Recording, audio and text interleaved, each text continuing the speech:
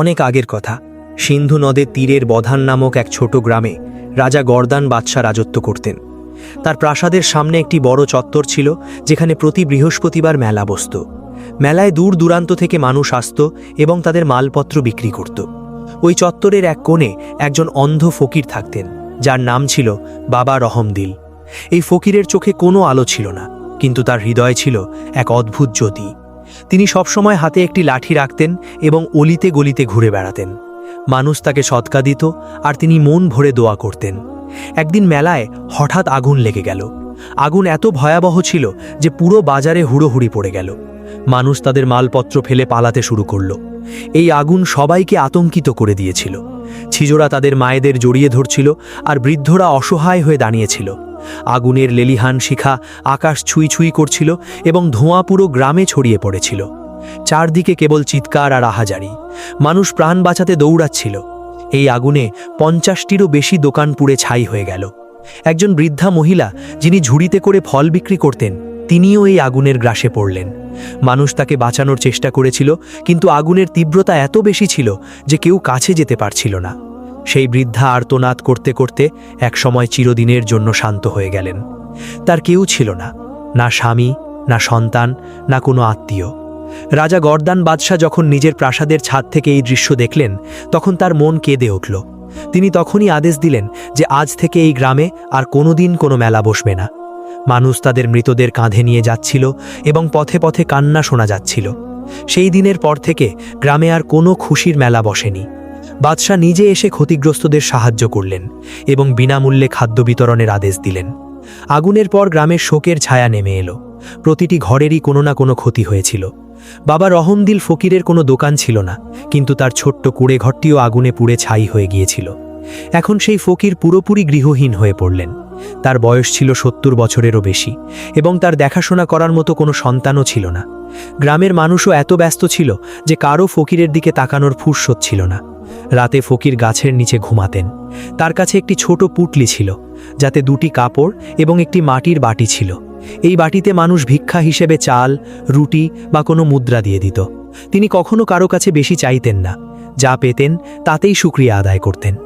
রাতের ঠান্ডা বাতাসে তিনি কাঁপতেন, কিন্তু কখনো কারো কাছে অভিযোগ করেননি। ঝরা পাতা ছিল তার বিছানা আর নিজের পুটলিটি ছিল তার বালিশ। একদিন ফকির যখন ক্ষেতের দিকে যাচ্ছিলেন, তখন পথে এক মুখোশধারী লোকের সাথে তার দেখা হলো। লোকটি ঘোড়ায় সওয়ার ছিল এবং তার পোশাক দেখে খুব ধনাঢ্য মনে হচ্ছিল। সে ফকিরের কাছে এসে ঘোড়া থামালো। ফকির তার পায়ের শব্দ শুনে দাঁড়িয়ে পড়লেন। মুখোশধারী লোকটি ফকিরের হাতে একটি ভারী থলে ধরিয়ে দিল। ফকির অবাক হয়ে জিজ্ঞেস করলেন, এটা কি? কিন্তু ফকির অন্য কিছু বলার আগেই লোকটি ঘোড়া ছুটিয়ে সেখান থেকে অদৃশ্য হয়ে গেল। ফকির চিৎকার করে বললেন, শুনুন সাহেব, এটা কি? কিন্তু কোনো উত্তর এলো না। তিনি একা ক্ষেতের ধারে দাঁড়িয়ে রইলেন। হাতে থলেটি নিয়ে তিনি ভাবছিলেন, এর রহস্য কি। তিনি ভাবলেন, আগে নিজের জায়গায় যাই, তারপর দেখব। তার ধারণা ছিল না যে এই থলে তার জীবন বদলে দেবে। তিনি থলেটি বুকে জড়িয়ে ধরলেন এবং কোনো এক পরম আমানতের মতো তা নিয়ে এগিয়ে চললেন। বাবা রহমদিল ফকির যখন থলেটি হাতে ওজন করলেন, দেখলেন সেটি খুব ভারী। তিনি থলেটি খোলার চেষ্টা করলেন, কিন্তু তার তো চোখ ছিল না যে ভেতরে কি আছে তা দেখবেন। তিনি থলেতে আঙুল ঢোকালেন এবং ছোট ছোট গোল পাথরের মতো কিছু অনুভব করলেন। তিনি ভাবলেন হয়তো কেউ তার সাথে মজা করছে এবং পাথর ভরে দিয়ে গেছে। তিনি থলেটি নিজের পুটলিতে বেঁধে মাথার উপর রেখে এগিয়ে চললেন।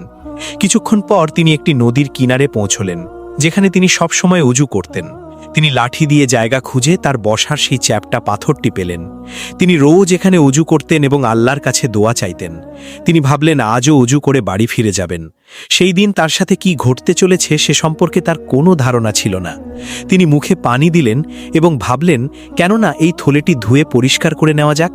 তিনি নদীর কাছে গিয়ে সাবধানে থলেটি পানিতে ডুবিয়ে ধুতে লাগলেন, কিন্তু হঠাৎ তার আঙুল ফসকে গেল এবং থলেটি তার হাত থেকে ছুটে পানিতে ভেসে যেতে লাগলো। ফকির চিৎকার করে বললেন, কেউ কি আছো? কেউ কি আমাকে সাহায্য করবে? কিন্তু তখন সেখানে কেউ ছিল না। তিনি লাঠি দিয়ে পানি নাড়াচাড়া করে ধরার চেষ্টা করলেন, কিন্তু লাঠিটি ছিল ছোট আর পানি ছিল গভীর। থলেটি ভেসে চলে যাচ্ছিল এবং অন্ধ হওয়ার কারণে ফকির কিছুই করতে পারছিলেন না। তার চোখ দিয়ে পানি পড়তে লাগলো এবং তিনি ডুকরে কাঁদতে লাগলেন। তিনি মাথা চেপে ধরে মাটিতে বসে পড়লেন, যেন তার সারা দুনিয়া ধ্বংস হয়ে গেছে। তিনি ঘন্টার পর ঘন্টা সেখানে বসে কাঁদলেন আর সাহায্যের প্রার্থনা করলেন, কিন্তু কেউ এলো না। নদীতে থলেটি ভাসতে ভাসতে এগিয়ে যাচ্ছিল। কিছুক্ষণ পর সেটি একটি বড় পাথরের সাথে ধাক্কা খেল। জোরালো ধাক্কায় থলের মুখ খুলে গেল এবং তার ভেতর থেকে সোনার মুদ্রাগুলো বেরিয়ে পানিতে ছড়িয়ে পড়ল। মুদ্রাগুলো পানির নিচে গিয়ে জমা হলো এবং রোদে চিকচিক করতে লাগল। ঠিক সেই সময় একজন জেলে সেখানে মাছ ধরতে এসেছিল। সে তার নৌকা থামালো এবং পানিতে উজ্জ্বল কিছু দেখতে পেল। সে ভাবল হয়তো কোনো মাছ হবে। সে জাল ফেলল এবং জালের মধ্যে সোনার মুদ্রা উঠে এলো। তার চোখ কপালে উঠল। সে তখনই পানিতে ঝাঁপ দিয়ে মুদ্রাগুলো জমা করতে লাগল। সে সব মুদ্রা বের করে একটি বস্তায় ভরে নিল। তার বিশ্বাসই হচ্ছিল না যে তার ভাগ্য এভাবে খুলে যাবে। সে পানিতে বারবার হাত দিয়ে দেখল কোনো মুদ্রা বাকি রয়ে গেল কিনা। তারপর নৌকা নিয়ে বাড়ির দিকে রওনা হলো। জেলে মহা খুশিতে বাড়ির দিকে ছুটল। সে জানত না এই মুদ্রাগুলো কার, সে শুধু জানত সে নদী থেকে এক গুপ্তধন পেয়েছে। বাড়ি পৌঁছে সে তার স্ত্রীকে বলল, দেখো, আজ খোদা আমাদের ওপর মেহেরবানি করেছেন। স্ত্রী বস্তাটি দেখে অবাক হয়ে গেল।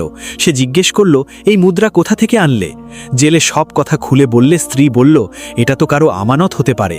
জেলে বলল, না, আমি নদী থেকে পেয়েছি, এখন এগুলো আমারই। সেই রাতে দুজনে মিলে মুদ্রাগুলো গুনল। মোট 400 সোনার মুদ্রা ছিল। স্ত্রীর মন মানছিল না, কিন্তু জেলে খুশিতে পাগল হয়ে যাচ্ছিল। সে স্ত্রীকে বলল, কাল থেকে আমরা নতুন বাড়িতে থাকব এবং তুমি সোনার গয়না পরবে। স্ত্রী আর কিছু না বলে মুদ্রাগুলো তুলে রাখল। পরের দিন জেলে বাজারে গেল এবং একটি বড় বাড়ি কিনল। সে তার পুরনো কুড়েঘর ছেড়ে দিল এবং নতুন নৌকাও তৈরি করালো। তার স্ত্রী সোনার গয়না বানিয়ে নিল।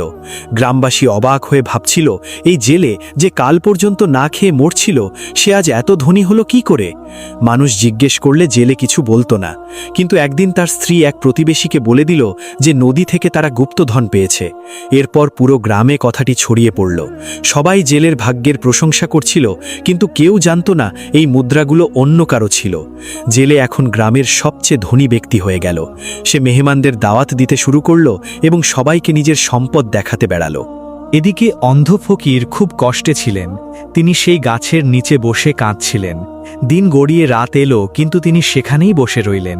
তিনি ভাবছিলেন যে লোকটি থলেটি দিয়েছিল, সে এসে তাকে খুঁজলে তিনি কি জবাব দেবেন।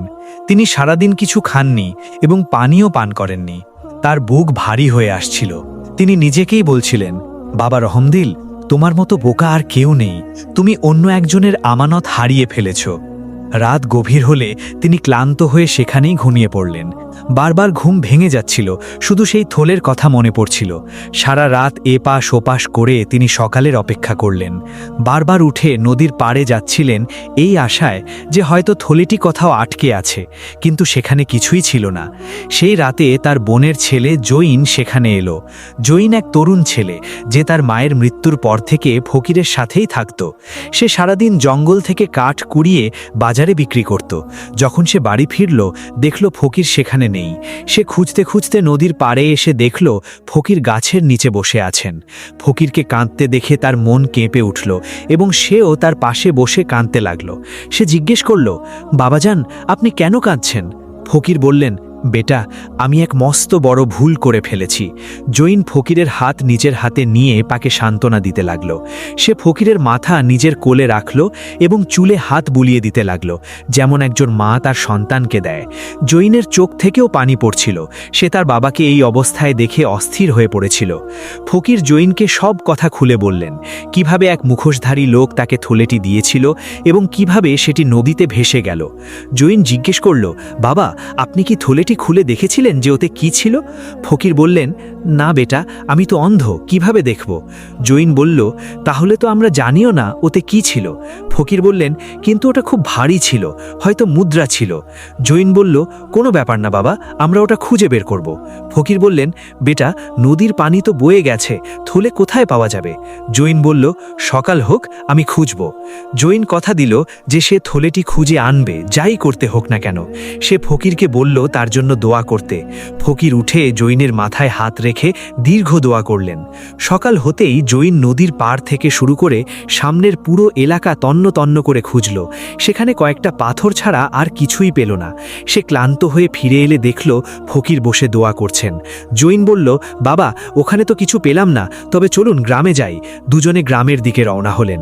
গ্রামে পৌঁছে জৈন দেখল জেলের বাড়ির বাইরে একটি নতুন নৌকা দাঁড়িয়ে আছে এবং তার স্ত্রী সোনার দুল পরে পানি ভরছে। জৈন এক প্রতিবেশীকে জিজ্ঞেস করল, ভাই, এই জেলে সাহেব এত ধনী হলেন কি করে? প্রতিবেশী জানালো, বেটা, তুমি জানো না, 4 দিন আগে সে নদী থেকে সোনার গুপ্তধন পেয়েছে। এত সম্পদ যে এখন সে পুরো গ্রাম কিনে নিতে পারবে। জৈনের বুক ধরভর করে উঠল। সে জিজ্ঞেস করল, কোন নদী? প্রতিবেশী বলল, ওই যে গ্রামের পেছন দিয়ে বয়ে যাওয়া নদীটি। জৈনের হাত পা ঠান্ডা হয়ে গেল। সে দৌড়ে ফিরে এসে ফকিরকে বলল, বাবা, আমি জানতে পেরেছি ওই মুদ্রাগুলো জেলের কাছে আছে। ফকির বললেন, বেটা, তুমি নিশ্চিত? জৈন বলল, আমি নিজে তার স্ত্রীর সোনার গয়না দেখেছি এবং মানুষ বলছে সে নদী থেকে গুপ্তধন পেয়েছে। জৈনের গলার আওয়াজে প্রবল আবেগ ছিল। সে রাগে কাঁপছিল। সে ফকিরকে বলল সে নিজে জেলের কাছে গিয়ে কথা বলবে, কিন্তু ফকির তাকে থামিয়ে দিলেন। ফকির দীর্ঘ নিঃশ্বাস ফেললেন। তার হাত কাঁপতে লাগলো এবং চোখ দিয়ে পানি পড়তে লাগলো। তিনি বললেন, বেটা, ওই মুদ্রাগুলো সেই মুখোশধারী লোকের আমানত ছিল। আমি সেই আমানত হারিয়ে ফেলেছি, আর এখন তার জেলের কাছে। আমাদের ওই মুদ্রাগুলো ফেরত আনতে হবে। জৈন বলল, কিন্তু বাবা, কিভাবে? ফকির বললেন, বেটা, আমাদের বাদশার কাছে যেতে হবে। বাদশাহ ইনসাফ করবেন। জৈন বলল, কিন্তু বাদশাহ আমাদের কথা কেন শুনবেন? আমাদের কাছে তো কোনো প্রমাণ নেই। ফকির বললেন, সত্যই আমাদের প্রমাণ, বেটা, চলো এখনই যাই। ফকিরের গলায় এক অদ্ভুত দৃঢ়তা ছিল, যেন নিজের সত্যের উপর তার পূর্ণ বিশ্বাস ছিল। তিনি জৈনকে বললেন, যাই হোক না কেন, আমরা সত্যকে আঁকড়ে ধরব এবং অন্য কারো দিকে না তাকিয়ে নিজেদের পথে চলব। জৈন ফকিরের হাত শক্ত করে ধরল। দুজনের শহরের দিকে রওনা হল। দুপুরের মধ্যে তারা শহরের দরজায় পৌঁছল, কিন্তু পাহারাদাররা তাদের ভেতরে যেতে বাধা দিল। পাহারাদাররা বলল, বাদশাহ কোনো ভিখারির সাথে দেখা করেন না। ফকির বললেন, আমরা ভিখারি নই, আমাদের কাছে ন্যায়ের আর্জি আছে। পাহারাদাররা উপহাস করে বলল, অন্ধ ফকিরও এখন বিচার চায়। জৈন রেগে গিয়ে জোরে চিৎকার শুরু করল। তার চিৎকারে দরজায় শোরগোল পড়ে গেল এবং মানুষ জমা হতে লাগল। জৈন বলল, যদি তাদের ভেতরে যেতে দেওয়া না হয় তবে সে এখান থেকে নড়বে না, যতক্ষণ না বাদশাহ নিজে এসে শোনেন। জৈনের চিৎকার প্রাসাদের ভেতরে পৌঁছে গেল।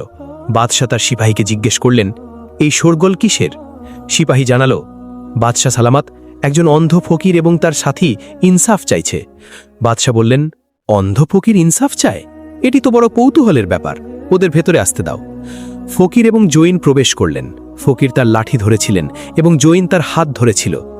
বাদশাহ তখ্ত থেকে নেমে কাছে এসে বললেন, বলো, তোমাদের সমস্যা কি? ফকির সব কথা খুলে বললেন। বাদশাহ নিজেই তাদের অভ্যর্থনার জন্য এগিয়ে এলেন।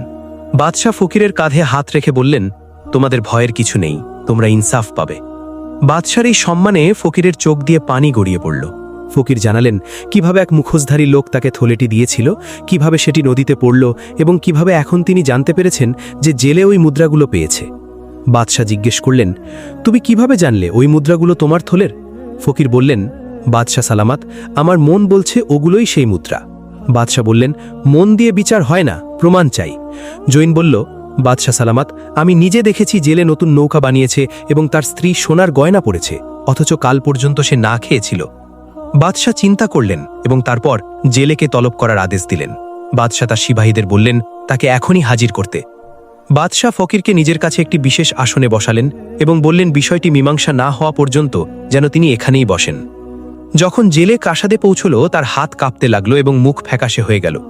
বাদশাহ জিজ্ঞেস করলেন, তুমি কি নদী থেকে সোনার মুদ্রা পেয়েছ? জেলে ভয়ে ভয়ে বলল, জি হ্যাঁ বাদশাহ সালামত। বাদশাহ বললেন, ওই মুদ্রা কার ছিল? জেলে বলল, আমি জানি না। বাদশাহ বললেন, ওই মুদ্রাগুলো এই ফকিরের আমানত ছিল, যা তাকে কেউ দিয়েছিল। জেলে বলল, আমি তো নদী থেকে পেয়েছি, জানতাম না এগুলো কারো আমানত। বাদশাহ বললেন, তুমি ভুল করেছ, তোমাকে এই মুদ্রা ফেরত দিতে হবে। জেলে যখন ফকিরের দিকে তাকালো, তার চোখে ছিল লজ্জা। সে মাথা নিচু করে বলল, বাদশাহ সালামত, আমি জানতাম না, না হলে কখনোই মুদ্রা নিতাম না, আমি ভুল করেছি। জেলে জানালো সে সব মুদ্রা খরচ করে ফেলেছে, এখন তার কাছে কিছুই অবশিষ্ট নেই। বাদশাহ রাগান্বিত হয়ে বললেন, তবে তোমাকে জেলে যেতে হবে। ফকির বললেন, বাদশাহ সালামত, একে ক্ষমা করে দিন। ও গরিব মানুষ, ওর দোষ নেই, ও জানতো না এগুলো কারো আমানত। বাদশাহ ফকিরের কথা শুনে জেলেকে ক্ষমা করে দিলেন, তবে বললেন ভবিষ্যতে কোনো কিছু পেলে যেন বাদশাকে জানানো হয়। জেলে ওয়াদা করে চলে গেল, কিন্তু মুদ্রাগুলো আর ফিরে পাওয়া গেল না। ফকির যখন জেলেকে চলে যেতে দেখলেন, তার চোখে জল ছিল। তিনি কারও ক্ষতি চাননি। তিনি বাদশাকে অনুরোধ করলেন যেন জেলেকে কোনো সাজা না দেওয়া হয়, কারণ দারিদ্র্যের কারণেই সে সব ভুলে গিয়েছিল। এদিকে যে মুখোশধারী লোক ফকিরকে মুদ্রা দিয়েছিল, সে আসলে ছিল একজন বড় সওদাগর, যার নাম জামাল উদ্দিন। সে যখন জানতে পারল জেলে ওই মুদ্রাগুলো পেয়েছে, তখন সে নিজেই বাদশার কাছে এলো। সে বাদশাকে সত্যি কথাটি জানালো যে সে নিজের ইচ্ছায় ফকিরকে মুদ্রাগুলো দিয়েছিল। বাদশা জিজ্ঞেস করলেন, তুমি এমন কেন করলে?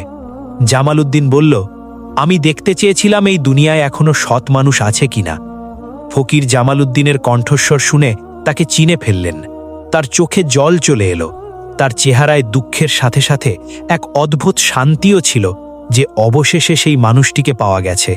তিনি বললেন, আপনিই কি সেই ব্যক্তি যিনি আমাকে ওই থলেটি দিয়েছিলেন? জামাল উদ্দিন লজ্জিত হয়ে মাথা নাড়ল। ফকির কম্পিত কণ্ঠে বললেন, তুমি আমার সাথেই জুলুম কেন করলে? আমি দিন রাত তোমার আমানতের চিন্তায় জ্বলেছি। আমার ঈমান টলে গিয়েছিল। আমি ভেবেছিলাম পৃথিবীতে সত্যের আর কোনো মূল্য নেই। জামাল উদ্দিন ফকিরের পা জড়িয়ে ধরে ক্ষমা চাইল। সে বলল, বাবা, আমাকে ক্ষমা করুন, আমি আমার ভুল বুঝতে পেরেছি। জৈন ফকিরের হাত ধরে বলল, বাবা, আপনি আমাকে শিখিয়েছেন যে সত্যের পথে চলা কঠিন, কিন্তু এর শেষটা ভালো হয়। ফকির জৈনের কথা শুনে মনে শান্তি পেলেন। তিনি বললেন, বেটা, তুমি আজ আমাকে পুনরায় জীবন দান করলে। ফকিরের চোখের পানি রহমতের পানিতে পরিণত হল। তিনি জামাল উদ্দিনকে বললেন, আমি তোমাকে ক্ষমা করলাম, কিন্তু ভবিষ্যতে কখনো কাউকে এভাবে পরীক্ষা করো না। জামাল উদ্দিন ওয়াদা করল সে আর কখনো এমন কাজ করবে না। বাদশাহ এই দৃশ্য দেখে খুব মুগ্ধ হলেন। তিনি বললেন, ফকির সাহেব, আজ থেকে আপনি আমার দরবারের কাজী, অর্থাৎ বিচারক। ফকির বললেন, আমি তো অন্ধ।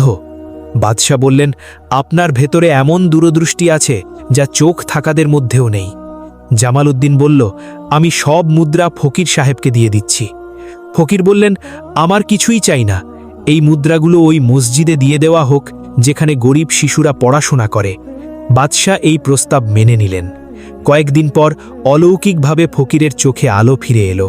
তিনি সবার আগে জৈনকে দেখলেন এবং তারপর আকাশের দিকে তাকিয়ে শুকরিয়া আদায় করলেন। পুরো শহরে খুশির জোয়ার বয়ে গেল এবং মানুষ ঢোল বাজিয়ে আনন্দ করল। ফকির প্রথমে রোদে নিজের হাত দুটি তুলে দেখলেন, তারপর নিজের কাপড়, নিজের লাঠি এবং তারপর কাঁদতে লাগলেন। তিনি বললেন, হে আল্লাহ, আপনি আমার উপর বড় এহসান করেছেন। গল্পের শেষে সবাই তাদের কর্মফল পেল। জামাল উদ্দিন ফকিরকে নিজের গুরু মানল এবং তার সাথেই থাকতে লাগল। জেলেকে ক্ষমা করে দেওয়া হলো এবং তাকে রাজকীয় কাজের দায়িত্ব দেওয়া হলো। জৈনের একটি ভালো চাকরি হয়ে গেল। ফকির তার সারা জীবন ন্যায় বিচার এবং সততার জন্য উৎসর্গ করলেন। তিনি মানুষকে শিখালেন যে সত্যের পথে চলা কঠিন হলেও এর পরিণাম খুব সুন্দর হয়। মানুষ পথভ্রান্ত হতে পারে, তার ঈমান টলে যেতে পারে, কিন্তু সে যদি আবার সঠিক পথে ফিরে আসে তবে আল্লাহ তাকে কখনো একা ছাড়েন না। এটাই এই গল্পের শেষ কথা, যে সৎ কাজ কখনো বৃথা যায় না এবং সত্যের জয় সব সময় হয়। অন্ধকার যতই গভীর হোক না কেন, সত্যের আলো কখনো নেভে না। আর যারা সততার পথে চলে, পৃথিবী তাদের কখনো ভুলতে পারে না। এটাই এই গল্পের বার্তা, যে সত্য ও সততার যে গন্তব্য তা পৃথিবীর যে কোনো ধনভাণ্ডারের চেয়েও মূল্যবান।